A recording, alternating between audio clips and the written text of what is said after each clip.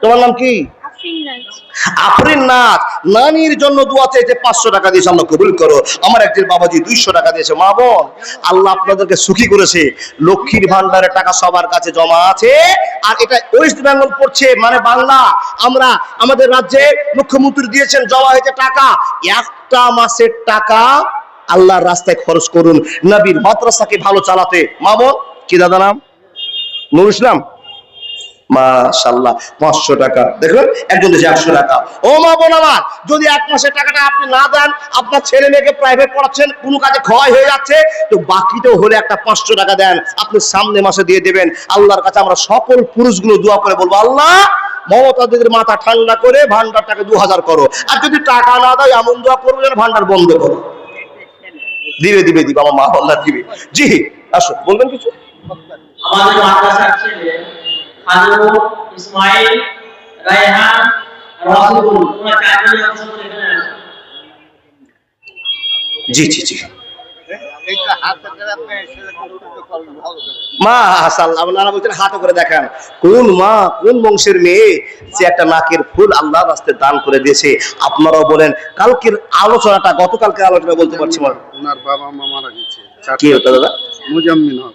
মুজাম্মিল হক, নতুন সাদরি চক থেকে 4খানা বালা, একটা হার, আর 1খানা দিয়েছে নাকের ফুল। মাশাআল্লাহ, জাযাকাল্লাহ।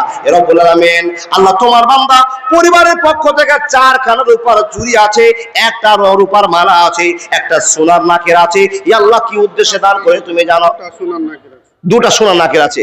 রব্বুল আলামিন, কারো তো দান করে মন ভরে না, আর কারো লাখ লাখ টাকা আছে, টাকাটা দান করতে পারে না, বড় কষ্টের ব্যাপার। এই রব্বুল আলামিন, সে সমস্ত লোককে তুমি টাকা দিয়ে পরীক্ষা করো, লাখ লাখ টাকা দেওয়ার পর যারা দান করে না, ওরা কারণের মতো ধ্বংস হওয়ার সিদ্ধান্ত তুমি নিয়েছো।